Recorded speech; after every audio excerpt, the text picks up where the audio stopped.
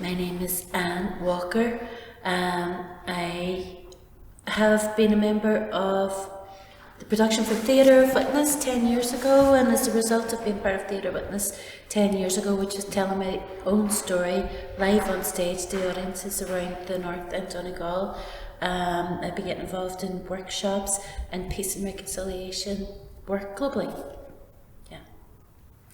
My name is Kathleen Gillespie, and I'm involved in Theatre of Witness. 10 years ago we did the production, a live production, and since that we've been working together along with, there are 24 participants who can take part in any of the workshops, and we've been to New York, we've been to Connecticut, there's so many places we've been, and Utrecht and London and all over, and we're going back to New York in January and March. So we're busy doing the workshops, and it's all involved with, there are different groups that we're involved with, and it's all to do with peace and reconciliation. Okay, so I have thought about this one, right? And I'm going to start off with saying, having been an other, right? And having had people who were the other to me. And I don't know if you'll understand that, but that happens right across the world in every situation, because I believe that conflict is the same no matter where it is, be it gang conflict, white supremacists, tribal, armies and opposition, armies and revolutionaries, state and the people. What reconciliation means to me is that when I had a conversation and told my own true story in front of somebody who I believed would hate me for who I was, and then experienced the grace, not the grace of forgiveness, but the grace of understanding, because I didn't come on and do what I do for forgiveness. I came in because I knew there was a story in me that needed to come out, not even needed to be heard, but was bursting to come out. So when I experienced the grace of somebody hearing me and understanding me, rehumanizing me, having empathy for me, it triggered off something that I believe was set up for my life. It triggered off the realization that, hold on a minute, we're all the same. And over the past 10 years of doing this type of work, the workshops through Theatre of Witness, working with other different groups across the world, I can say across the world, the realization that we're all basically the same, with the same needs, the same hurts, the same wants, the same fears, and that obstacles are always put in place for us to be opposite to each other, even if it's poverty and wealth. We always have another somewhere. Everybody always seems to have another, somebody that they need to be jealous of, need to fear, and fear is the biggest thing. But knowing that when you take all those fears away, when you take all those obstacles away, when you take all the pressures and the stresses away, that we all are just the same. That doing this work gives us a glimpse of the other not being the other, but being just the same. And I think that's what reconciliation means to me, is reconciling with each other. That right, we have our differences, we have our fears, we have our problems, we have our stresses, but basically we have the same needs, the same wants. And sometimes we see that, we glimpse that.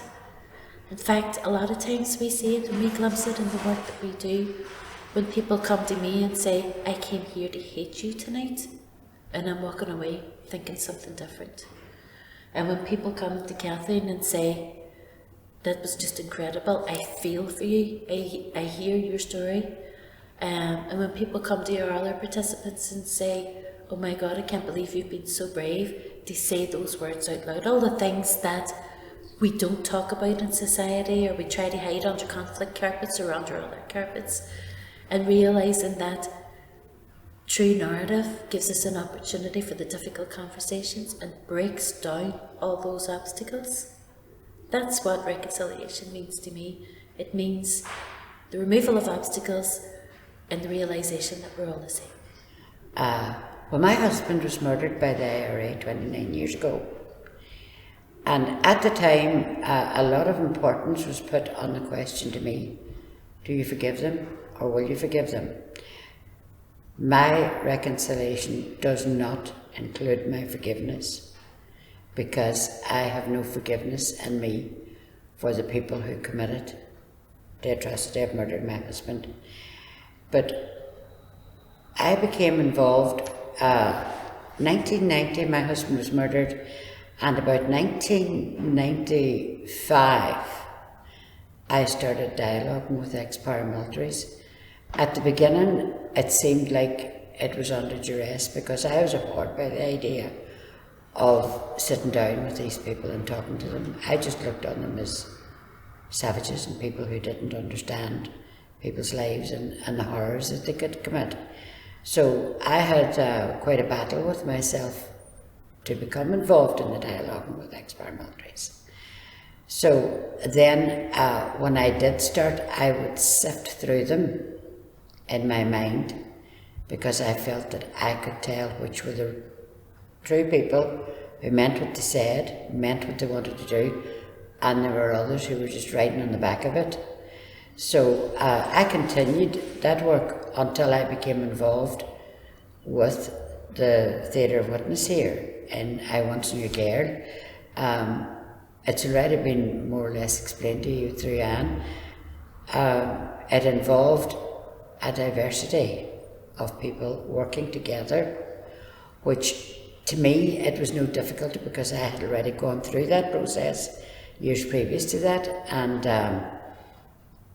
still people were asking about the question of forgiveness, and I wasn't long in telling them that I didn't forgive. But they don't, any ex-paramilitaries that I have worked with, they're not asking for forgiveness. They're not, my way of thinking is, people say to me, if one of the men who murdered your husband came to your door, what would you do? I said, well, he's not going to come to my door and confess to what he did, because that means that gives me the power then to report him, and because they were never caught. But I would ask him, what I would like to know is what gives people the idea. Now, my husband was used as a human bomb. He was chained to a vehicle containing 1,200 pounds of explosives and forced to drive to an army checkpoint where the bomb was detonated by remote control, and 5 soldiers were killed, as well as my husband, and other people were badly injured. Now, I'm not going to just say I forgive them, but the reconciliation part is, I need to know why people think that that's okay to do that, to commit an atrocity like that. But I'm thinking more along the lines, I know, the whole world is involved in reconciliation. There's so much war and so much going on all over the world. But I'm thinking about the future of my children and the children involved.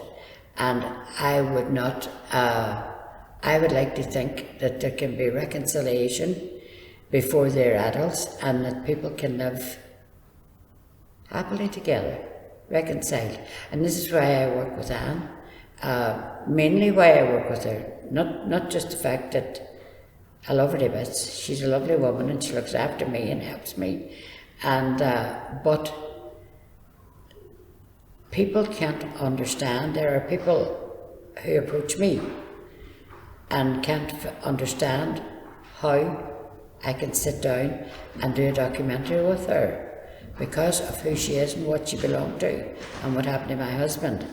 But I'm doing that. This is part of the reconciliation question, because I want to be able to sit down and work with people who I never would have worked with before, never would have thought of working with. But I want to show the world that what we have and what we do is possible for anybody.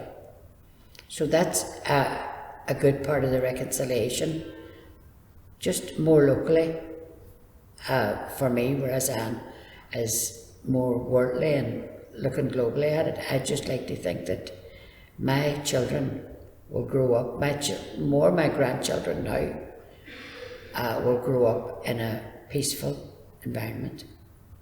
And that's what reconciliation means to me.